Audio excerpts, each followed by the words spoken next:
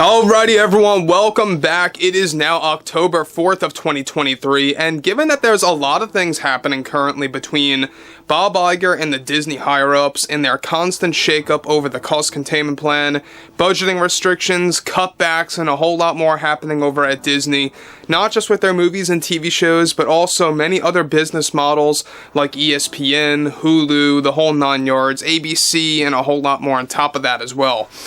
This is Mike Zero. Subscribe if you're new and like this video to see future updates. I'm also on Twitter at Mike01. I thank you also very much for the great and kind support. Now, one major aspect revolving around Snow White the live-action remake is that we already know that writer Greta Gerwig is heavily involved and has been heavily involved in the story, and I think it's the major reason why a lot of people need to realize that yes, Mark Webb, the director, is to blame a lot for how this movie went down, but really at the end of the day, the Disney higher-ups, they really pushed all of these nonsense ideas, and if you really want to get down to the core of it all, it's all BlackRock, Vanguard, etc., some of the top shareholders over at Disney really pushing all of that DEI nonsense that's heavily flawed and hypocritical and never made any sense in any scenario. Now, looking at what's going on with this movie, I think it's going to cause whoever takes up the challenge to check this movie out in theaters to walk out of the theaters and to run for the hills. Let's discuss.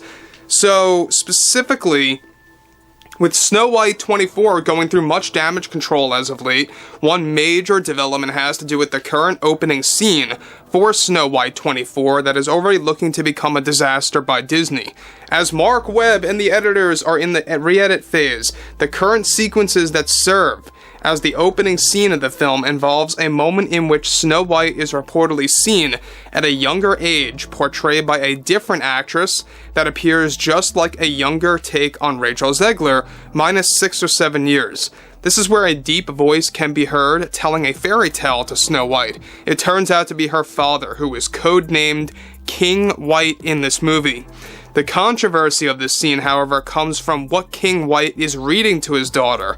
This is where things begin to go downhill. This is said to be the myth, the legend, of the Seven Dwarfs. Writer Greta Gerwig came up with the idea to retell the Snow White 1937 movie and the original actual German tale in the form of nothing more than a fictional book to Snow White and its story through some lines of dialogue told as a bedtime story from King White to Snow White.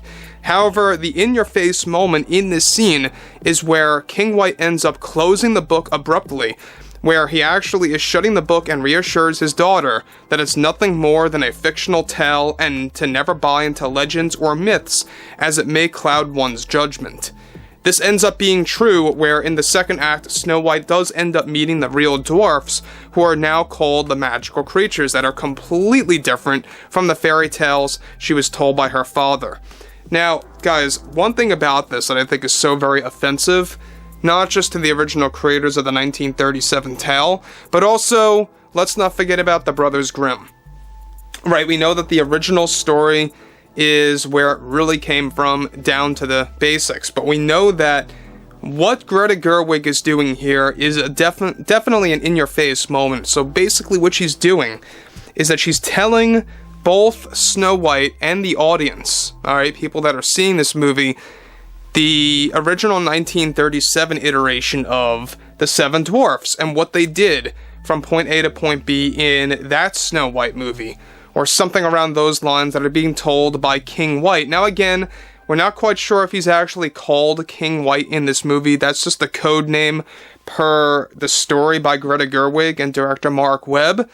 I would not expect him to be called King White in this movie, but I wouldn't be all too surprised by Disney, to be honest, guys. So, again, this is another prime example of basically a writer like Greta Gerwig taking the idea from an iconic tale and twisting it into a very odd scene where she can just artistically shut that moment out by having King White slam the book closed and saying to never pay attention to this tale.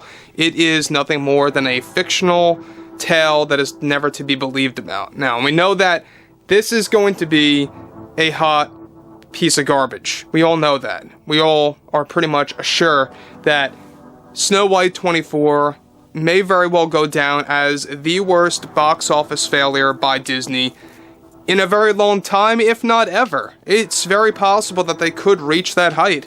So, moving on to the next thing here, this is where things begin to unravel. Now, there is even a sequence that was shot back in 2022 when one of the magical creatures laughs about the legends and the myths that are told about them in the books and how inaccurate they really are. This is essentially mocking the original Seven Dwarf characters. This happens when Snow White questions them about facts versus inaccurate details about their lives. It was Greta's idea to do this as a twist.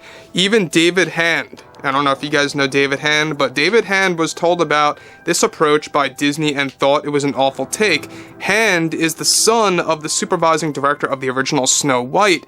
He has even expressed his disgust with this movie in public.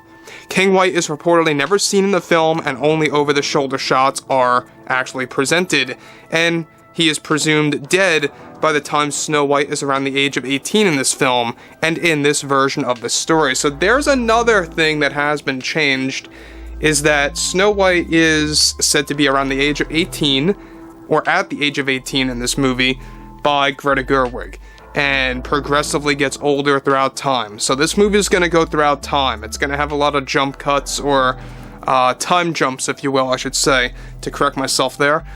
There's a lot of things going on here that I just feel is an in-your-face type of behavior by Greta Gerwig and Mark Webb, especially this fairy tale thing where we get the 1937 original movie version of the Seven Dwarfs told through these fictional tales, and they slam the book shut. Alright, so you can see what they're doing. It's pretty much obvious at this point. It's not coming from the greatness out of their hearts or anything like that. This really is like poking fun at the original Snow White 37 film. And I wouldn't be all too surprised, because we all know what Rachel Zegler said about how she felt that the prince in that tale was like a stalker, and that we're not doing that, we're not doing anything like that again when the prince saves Snow White, stuff like that. That is all not going to happen in the traditional sense, per se. And it's going to be very, very different in this modern twist or take on this movie. Now, the problem that I think we're going to have moving forward is if this SAG strike ends, let's say today, because they are doing negotiations today, you're going to hear a lot by Rachel Zegler, I'm betting. Now, Disney's going to have a tight, overall approach to what the actors can say and cannot say, especially with herself and Gal Gadot. They also are pretty much in the hot seat right now. We already know that Zegler was removed from several projects, but they still have to promote this movie seemingly to get it out there. And there's a lot of problems arising, not just because of that, but also over the fact that Disney is going to be hiding the actors of the Seven Dwarfs. They will never be seen on late night television and stuff like that. So anyway, guys, drop a comment below. Fill me in below in the comments what you all have to say about this. And if you guys did enjoy the content for today, make sure to drop a thumbs up on this video to support the channel. And I will catch you guys next time.